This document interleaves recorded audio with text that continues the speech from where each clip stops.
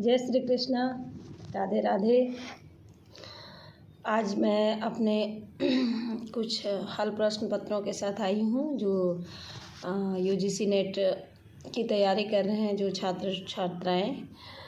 और परीक्षा तिथि जो है बहुत नज़दीक हो गई है। जैसा कि हम सभी जानते हैं कि यूजीसी ने बहुत बड़े बड़े बदलाव किए हैं। 6 साल के बाद एग्ज़ाम जो है ऑफलाइन होने जा रहा है और इसमें घबराने वाली बात नहीं है। इससे थोड़ी सी सुविधा उन छात्रों को होगी जो काफ़ी गरीब हैं, जिन्होंने कंप्यूटर, लैपटॉप, ये सब माउस चलाना ये सब नहीं सीखा। तो ऐसे विद्यार्थियों के लिए और जिनकी आंखें कमज़ोर हैं, जिन्हें स्पष्ट दिखाई नहीं दे रहा है या जिनको स्क्रॉलिंग करने में प्रॉब्लम है, उन लोगों के लिए ये काफ़ी सुविधापूर्ण होगी ये ऑफलाइन परीक्षा।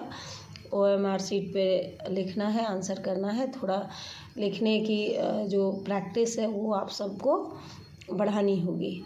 और स्कूल कॉलेज में भी तो हम लोग लिखते ही आ रहे थे, तो कोई इसमें इतना नेगेटिव थॉट लेके चलने की बात नहीं है, कोई परेशानी नहीं है। ये एक तरह से मेरिट जो है वो अधिक से अधिक आएंगे सामने निकल के, इसलिए इसको पॉजिटिवली लें। आप अपनी मेहनत और परिश्रम पे बिलीव करें, वही आपको आगे काम देने वाला है। तो बहुत सारे बड़े बदलाव हैं, उन सबको ना देखते हुए अपनी तैयारी पे फोकस करें। और जहाँ तक मेरा मानना है, मैं भी विद्यार्थी हूँ, कि 2024 चल रहा है और जो प्रश्न का जो पैटर्न होगा वो 2021, 22 और 2023। तो 2023 को छोड़ के चलिए, 2022 और 2021 का जो यूजीसी नेट में जो प्रश्न पत्र आया है, जो उसका पैटर्न होगा, शायद वही तरीका इस बार भी होगा। तो इसलिए 2022 में जो आया था एक बार रिवीजन कर लेते हैं। उन सब का मैं नोट्स लेके आई हूँ। तो आइए चलिए देखते हैं। जो प्रश्न पत्र है वो व्याख्या के साथ मैं उत्तर दूंगी। तो 3 घंटे का समय है, 200 नंबर का मार्क्स है और इसमें में एग्ज़ाम जो है फर्स्ट पेपर, सेकंड पेपर सब कैसे लिया जाएगा ये तो एनटीए तय करेगी। आइए देखते हैं। फर्स्ट क्वेश्चन है, शीतला माँ के नाराज़ हो जाने के भय से लोग बच्चों को चेचक का टीका तक नहीं लगवाते थे। उपर्युक्त प्रसंग किस उपन्यास में वर्णित है?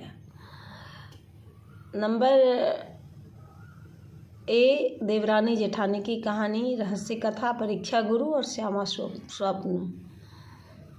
तो ये जो ऑप्शन है, इसमें से अब जिन विद्यार्थियों ने ये चारों उपन्यास नहीं पढ़ा है तो उनको तो भाई रट्टा मारना ही पड़ेगा। तो शीतला माँ के नाराज़ हो जाने के भय से लोगों को चेचक का टीका जो नहीं लगवाते थे, वो जो ये जो प्रसंग है ये देवरानी जेठानी की कहानी से लिया गया है। राम रावण के युद्ध को रूपायित करने के लिए निराला ने संस्कृत की सरल पद मैत्री का प्रयोग किया है। बी ऑप्शन है अधिकतर द्वित वर्णों का प्रयोग किया है।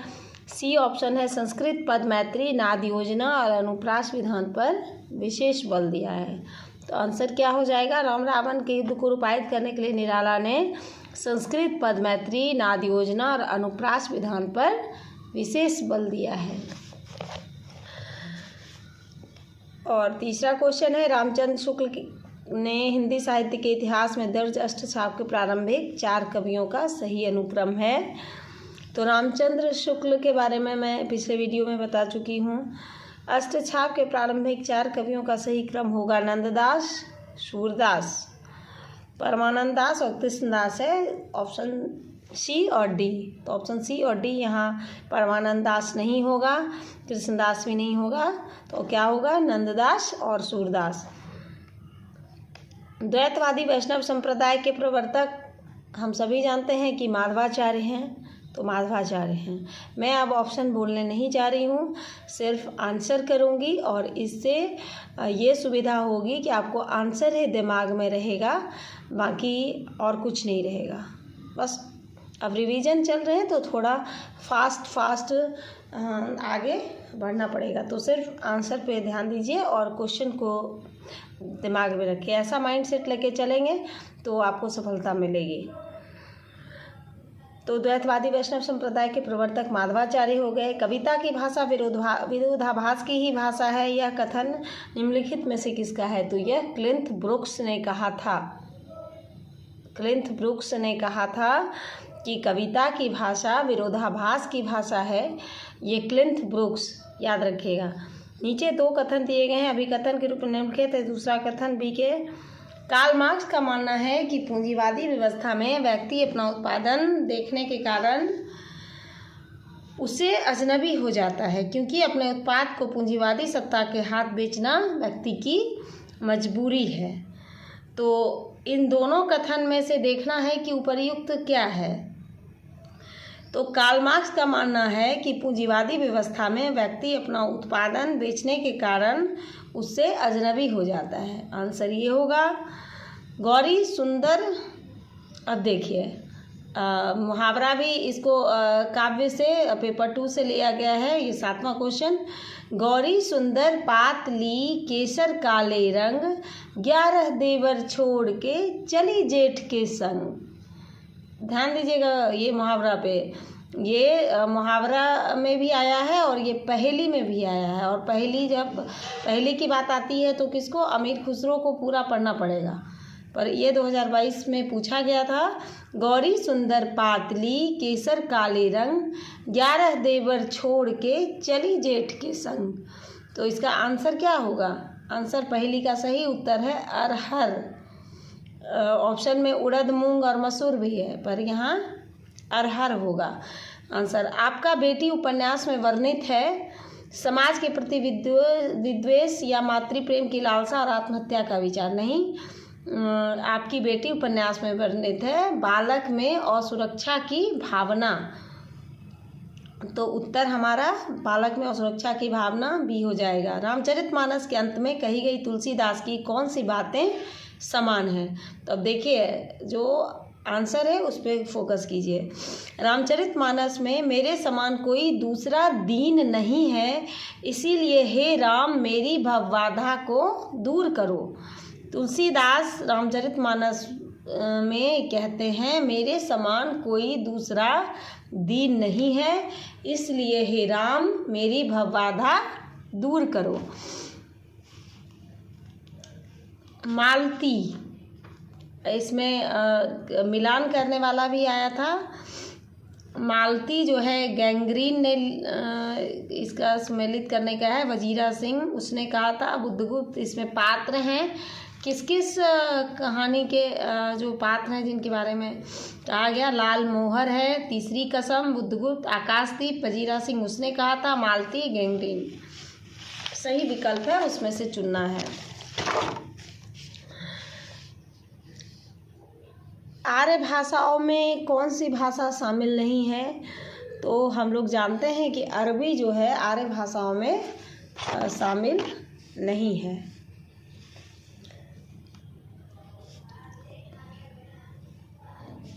फिर विकल है प्राण मेरे गीत के निहितार्थ हैं। फिर विकल है प्राण मेरे गीत के निहितार्थ हैं। अपनी सीमित दुनिया के घेरे को तोड़कर स्त्री अनदेखी अनजानी दुनिया को देखना चाहती है। ईदगाह कहानी में व्यक्त हुए हैं। तो क्या व्यक्त हुए हैं ईदगाह कहानी में? सांप्रदायिक वैमनस्य है, बाल मनोविज्ञान है, मातृवात्सल्य, राजनीतिक चेतना है। तो ईदगाह कहानी में जो हम लोग देखते हैं उसमें बाल मनोविज्ञान और मातृवात्सल्य को भी देखा गया है।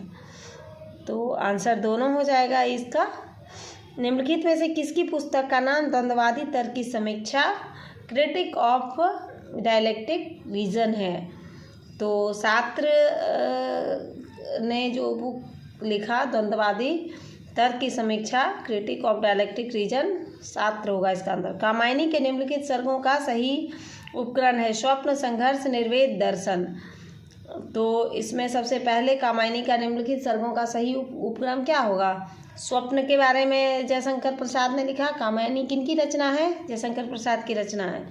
स्वप्न, संघर्ष और निर्वेद और दर्शन, ये चारों ही ये सही अनुक्रम बैठा देना है आपको 1 2 3 4 करके।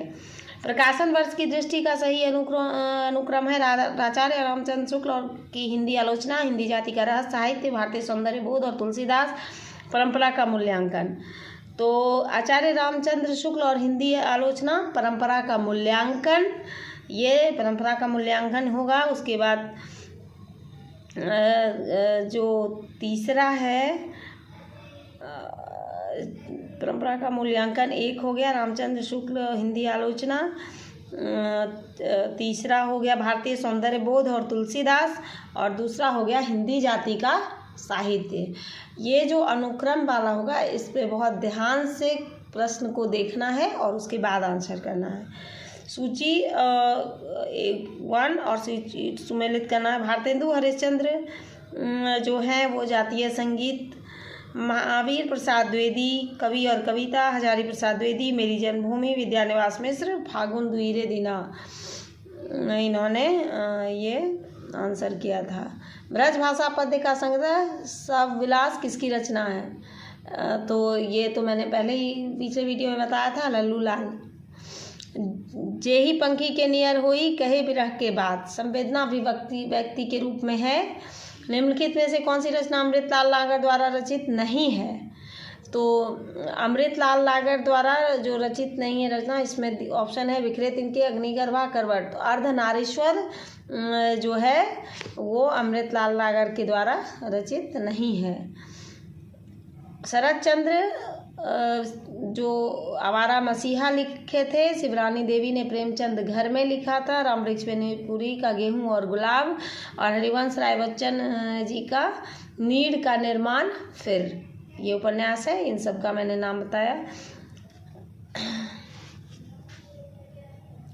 मित्रता बड़ा अनमोल रतन, कब इसे तोल सकता है धन, ये किसने कहा था? रामधारी सिंह दिनकर ने कहा था।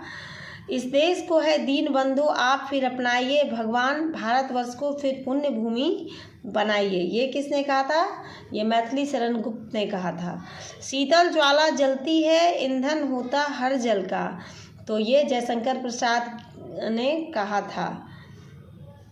नाश भी हूँ मैं अनंत विकास का क्रम भी, त्याग का दिन भी चरम आसक्ति का तम भी, ये महादेवी वर्मा ने कहा था। तो ये ध्यान रखिए। छायावाद के बारे में रामचंद्र शुक्ल की क्या स्थापनाएं हैं? छायावाद बड़ी सौहृदयता के साथ प्रभाव साम्य पर भी विशेष लक्ष्य रखकर करता है, ये रामचंद्र शुक्ल ने छायावाद के बारे में कहा था। प्रकाशन वर्ष के अनुसार निम्नलिखित उपन्यासों का सही अनुक्रम है जो है सही। झूठा सच आया था पहले, उसके बाद धरती धन्ना अपना आया था, फिर आपका बंटी आया था, और चौथे नंबर पे मैया दास की माड़ी। ये परीक्षा गुरु उपन्यास निम्नलिखित किस विषय पर केंद्रित है? देखिए मैं बार बार कह रही, ये तो एक जो है ये 25 नंबर का कुछ परीक्षा गुरु के बारे में निश्चित आएगा, क्योंकि ये प्रश्न पूछा ही गया था 2022 में, तो उम्मीद है कि 2024 में भी पूछा जाएगा। परीक्षा गुरु उपन्यास किस विषय पर केंद्रित है? प्रतीक रूप में ईस्ट इंडिया कंपनी द्वारा भारत के आर्थिक शोषण और लूट का यथार्थ, इसके बारे में उपन्यास में बताया गया है। अब अभिकथन जो है वो नीचे दिया गया है, और वो अभिकथन कितना सही है ये आपको OMR शीट में लिखना पड़ेगा। और एक चीज़ और, एग्ज़ाम देने जाइएगा तो पेंसिल और इरेजर लेके जाइएगा, क्योंकि अगर आपने गलत लिखा तो आप उसको इरेज करके फिर से दोबारा सही पेन से लिख सकें बाद में। ये चीज़ भूलिएगा नहीं, एग्ज़ाम में ले जाइएगा अपना पेंसिल और अपना इरेजर। कोई ज़रूरी नहीं है कि वहाँ मिलेगा आपको। डार्विन का मानना है कि ईश्वर सृष्टि का निर्माता नहीं है। 27वां क्वेश्चन पे आ गए हम लोग। मुक्ति बोध की रचना है एक साहित्यिक की डायरी। निम्नलिखित में अज्ञेय की रचनाएं हैं कुछ पत्ते कुछ चिट्ठियाँ आंगन के पार द्वार। भल्ला हुआ जुमारिया बहनी मारा कुंतु लज्जे जंतु बस ये जई भग्गा दुर्वंतु। कहता हे बहन अच्छा हुआ जो मेरा कंत मारा गया। झूठा सच उपन्यास में वर्णित है विभाजन में भयोत्पादक आशंका और सांप्रदायिक विद्वेष की आग में मानवीय संवेदनाओं की हत्या। कि अभी कथन में रहेगा तो इसमें ये दोनों ही आंसर करना है। प्रकाश वर्ष की दृष्टि से सही अनुक्रम है दूसरी परंपरा की खोज, व्योमकेश दरवेश, शांति निकेतन से शिवालिक तक, साहित्यकार और चिंतक आचार्य हजारी प्रसाद द्विवेदी। तो इसमें सबसे पहले क्या हो जाएगा, सही अनुक्रम करना है शांति निकेतन से शिवालिक तक, फिर दूसरी परंपरा की खोज, फिर चौथा है साहित्यकार और चिंतक आचार्य हजारी प्रसाद द्विवेदी और व्योमकेश दरवेश। विभ्रम और यथार्थ के लेखक हैं कॉर्डवेल। विभ्रम और यथार्थ के राइटर हैं कॉर्डवेल, याद रखना है। पुरोहित के अनुसार रामगुप्त का ध्रुव स्वामी का कोई अधिकार नहीं क्योंकि वह गौरव से नष्ट आचरण से पतित था। सतपुड़ा के घने जंगल नींव में डूबे हुए से ऊँघते अनमने जंगल, झाड़ ऊंचे और नीचे चुप खड़े हैं आँख मीचे, घास चुप है काश चुप है मुख साल पलाश चुप है, बन सके तो धसो इसमें धस न पाती हवा जिसमें, उपर्युक्त काव्य पंक्तियों का क्या आशय है। तो ये तो मैंने सतपुड़ा के घने जंगल क्लास 8 में भी पढ़ा था, हम लोगों को क्लास 8 में भी ये कविता थी। और यहाँ पे जो है जंगल के बारे में जो बताया गया है इसका मॉरल क्या था कि जीवन की चुनौती के बारे में ये कहा गया इसमें। तो मतलब तो ये लिख देना है। अब किसने क्या किससे कहा था ये अभी कथन के रूप में दिया है तो इस पर भी ध्यान दीजिएगा, मैं पढ़ रही हूँ, दिमाग में रखिएगा। विदुर ने कहा था हृदय तुम्हारा पत्थर का है गांधारी, ये विदुर ने कहा था। गांधारी पत्थर की खानों से मणियाँ निकलती है बाधा मत डालो। अश्वत्थामा ने कहा था मैंने प्रतिशोध ले लिया धृष्टद्युम्न से पिता की पाप हत्या का। संजय ने कहा अंधों को सत्य दिखाने में क्या मुझको भी अंधा ही होना है, ये संजय ने कहा था। देवगिरी को जीतकर दिल्ली आने के बाद चामुंडराय दाहिम ने पृथ्वीराज को किस बात के लिए प्रेरित किया, रेवा तट पर मृगया के लिए। प्रथम विश्व युद्ध की पृष्ठभूमि पर रचित कहानी है अमृतसर आ गया है परिंदे दुनिया का सबसे अनमोल रतन, और उसने कहा था। देखिए प्रथम विश्व युद्ध जब हो रहा था तब जयशंकर प्रसाद ने कामायनी की भी रचना की थी, लेकिन उसके बाद यहाँ पे प्रश्न पे गौर कीजिएगा। प्रथम विश्व युद्ध की पृष्ठभूमि पर रचित कहानी के बारे में पूछा गया, ना कि उपन्यास या कोई समालोचना, ऐसा प्रश्न नहीं है। प्रश्न पे गौर कीजिएगा, कहानी के बारे में। तो उसने कहा था, चंद्रधर शर्मा गुलेरी का है लिखा हुआ, ये प्रथम विश्व युद्ध के टाइम में पृष्ठभूमि तैयार हो रही थी तब ये कहानी रचित हुई थी, उसने कहा था। शिव शंभू के चिट्ठे से संबंधित है कलकत्ता। बस नीचे दिए गए सही उत्तर का चयन कीजिए। कलकत्ता है शिव शंभू के चिट्ठे से, में भारत मित्र और कलकत्ता, बस इतना ही है। निम्नलिखित में से किस कवि की दृष्टि से कविता की रचना पर विचार करने वाले पाश्चात्य आलोचक हैं, वर्ड्सवर्थ। फटिक भूमि पर पक्षाय शोभा तिरास्ती करी करी प्रतिपद प्रतिमुनि वसुधा कमल बैठ की साजते प्रयुक्त काव्य पंक्तियाँ किसकी है, तो ये सूरदास की है। फटिक भूमि पर पग छाया यह शोभा अति राजती करी करी प्रतिपद प्रतिमुनि वसुधा कमल बैठ की साजती। सौलक्ष्य क्रम ध्वनि के भेद हैं वस्तु ध्वनि और वर्णगत ध्वनि।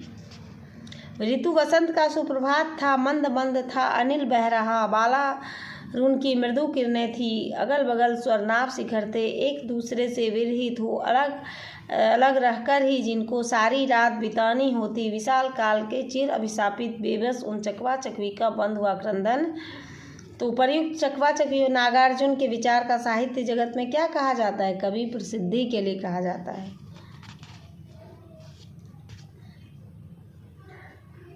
देखिए 2022 में जो मैं देख रही हूँ जो क्वेश्चन का स्टैंडर्ड है वो बहुत ही उम्दा है, क्योंकि जब तक आप थ्योरी नहीं पढ़ेंगे, किताबें नहीं पढ़ेंगे, कविता की पंक्तियाँ नहीं पढ़ेंगे और उसमें से प्रश्न पूछा जा रहा है और ये इतना विशाल समुद्र है, तो बिना अध्ययन किए तो आंसर करना और इतना सारा आंसर याद रखना ये बहुत कठिन है। फिर भी जो इस बार पहली बार एग्ज़ाम दे रहे हैं तो अगर क्वेश्चन का सिर्फ आंसर दिमाग में रखें तो वो तो सही है ट्रिक के लिए, लेकिन मैं तो यही कहूँगी कि पूरा बुक पढ़िए, किताबें पढ़ने की आदत डालिए, आपको प्रसंग याद रहेंगे, रट्टा मारने की ज़रूरत ही नहीं पड़ेगी।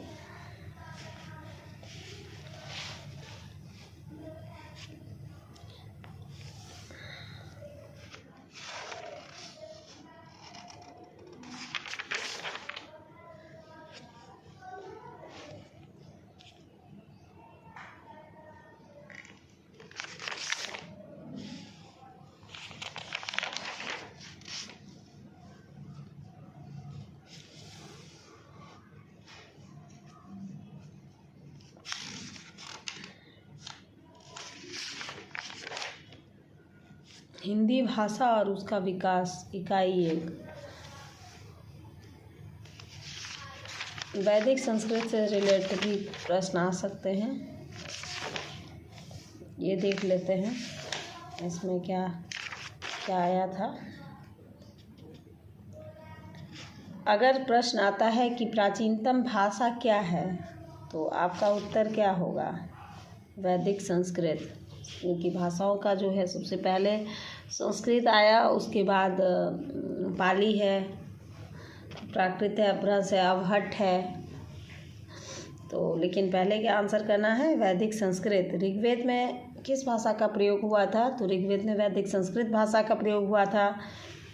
इनमें से कौन सी भाषा मध्य भारतीय आर्य भाषा काल की नहीं है? तो मध्य भारतीय आर्य भाषा काल में संस्कृत नहीं है। अपभ्रंश भाषा का काल इनमें से क्या है? 500 से 1000 ईसा पूर्व। हिंदी की उत्पत्ति किस अपभ्रंश से मानी जाती है? तो सौरसैनी, याद रखिएगा, हिंदी की उत्पत्ति सौरसैनी अपभ्रंश से मानी जाती है। इनमें से कौन सा अपभ्रंश के लिए उपयुक्त नहीं होता? तो डिंगल जो है अवहट्ठ है, देश भाषा है और अवहट्ठ है, तो डिंगल को नहीं माना जाता है। इनमें से कौन सी भाषा वियोगात्मक भाषा है? तो अपभ्रंश जो है वियोगात्मक भाषा है। हिंदी भाषा का प्रारंभ मोटे तौर पर कब हुआ? तो 1000 ईसा पूर्व में। संस्कृत में से शब्द के कुल कितने रूप विभक्ति और वचनों के आधार पर बनते हैं? तो 24। इन हिंदी से किस शब्द के मूलतः कितने रूप बनते हैं? तो 2 बनते हैं। संदेश राचक के रचयिता कौन है? संदेश राचक के रचयिता हैं अब्दुल रहमान। अपभ्रंश के प्रमुख कवि धनपाल की रचना कौन सी है? तो भविष्यत कहा। ये अपभ्रंश के प्रमुख कवि धनपाल की रचना है। हिंदी की प्रथम कवि राहुल सांकृत्यायन किसे मानते हैं? हिंदी का प्रथम कवि राहुल सांकृत्यायन किसे मानते हैं? पुष्पदंत, सरहपा, शालिभद्र सूरी, मुंज कवि।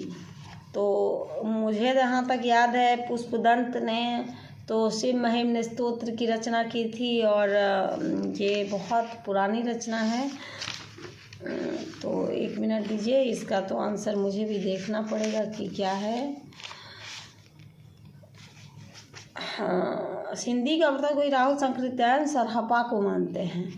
शब्दानुशासन नामक प्राचीन व्याकरण के रचयिता कौन है? मिनी जन्मेजय, हेमचंद्र, राजशेखर, पाणिनि। शब्दानुशासन नामक प्राचीन व्याकरण के रचयिता जो हैं हेमचंद्र को मानते हैं।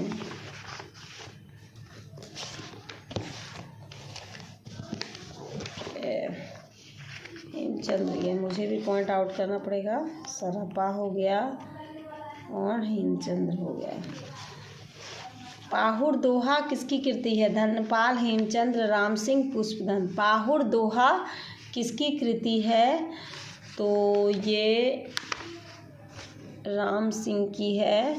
इनमें से किस कवि की गणना 84 सिद्धों में होती है? देखिए, रामचंद्र शुक्ल ने की किताब है इसमें 84 से इसके पूरा डिटेल दिया है गया है। और हरदयाल जी की भी पुस्तक है, वो मैंने पढ़ी है इसके बारे में, मैंने पूरा पढ़ा है इस किताब को।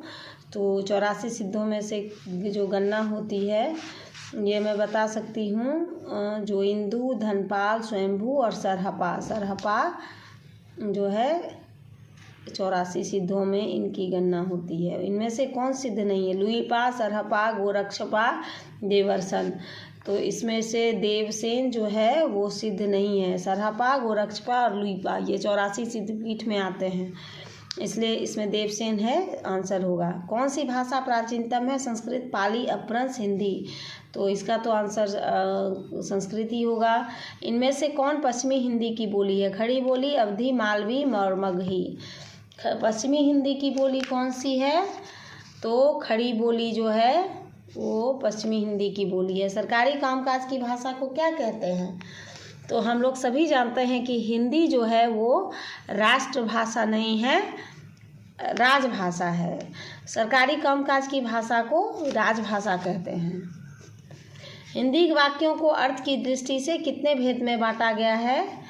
तो हिंदी वाक्यों को अर्थ की दृष्टि से बांटा गया है, 8 भेद में बांटा गया है। हिंदी भाषा में कितने वाच्य हैं? ऑप्शन है 2, A, 3, 4। तो हिंदी भाषा में कितने वाच्य हैं? तो 3 वाच्य हैं। हिंदी भाषा में रचना की दृष्टि से कितने प्रकार के वाक्य होते हैं? कितने प्रकार के वाक्य होते हैं? 3। राम ने कहा कि मैं कल जाऊंगा रचना की दृष्टि से सरल वाक्य है, संयुक्त वाक्य है, मिश्रित वाक्य, इनमें से कोई नहीं। तो क्या है क्वेश्चन, ध्यान दीजिएगा। राम ने कहा कि मैं कल जाऊंगा, कितने प्रकार के इसमें है? राम ने रचना की दृष्टि से, तो ये मिश्रित वाक्य हो जाएगा। पुस्तक राम द्वारा पढ़ गई वाक्य में वाच्य है कृतवाच्य, कर्मवाच्य होगा। पुस्तक राम द्वारा पढ़ी गई वाक्य में वाच्य कर्मवाच्य होगा। वाक्य में कितने गुण होते हैं? 3, 4, 2, 5। तो वाक्य में कितने गुण होते हैं? 3 गुण होते हैं। हिंदी शब्द के कितने प्रकार होते हैं? 2, 3, 4, 5। हिंदी शब्द के कितने प्रकार होते हैं? तो 2 प्रकार होते हैं। हिंदी भाषा बोलने वाले की अनुमानित संख्या क्या है? हिंदी भाषा बोलने वालों की अनुमान, और ये जो है 2022 का है, अभी जनसंख्या वृद्धि हो गई है। तो जिस समय ये क्वेश्चन पूछा गया तो उस समय उसका आंसर था 70 करोड़। हिंदी भाषा बोलने वालों को अनुमानित संख्या 70 करोड़। तो अभी अगर आता है ये प्रश्न तो अपने हिसाब से देख लीजिएगा, ये आपको देखना पड़ेगा करंट अफेयर्स में। हिंदी के अंतर्गत कुल कितनी बोलियां हैं? 10, 18, 15 और 5। तो 18 बोली है। इनमें से कौन पश्चिमी हिंदी की बोली नहीं है? मगही, बुंदेली, बांगरू, खड़ी बोली। मगही, बुंदेली, बांगरू, खड़ी बोली जो है नहीं, ये तो पश्चिमी हिंदी की बोली है। तो 30 का क्या हो जाएगा? मगही। ये पश्चिमी हिंदी की भाषा नहीं है। मगही हमारे इधर बिहार में बोली जाती है, ये पश्चिमी हिंदी नहीं है। इनमें से अवधि किसके अंतर्गत आती है? बिहारी, राजस्थानी, पश्चिमी हिंदी और पूर्वी हिंदी। तो इसका आंसर हो जाएगा पूर्वी हिंदी।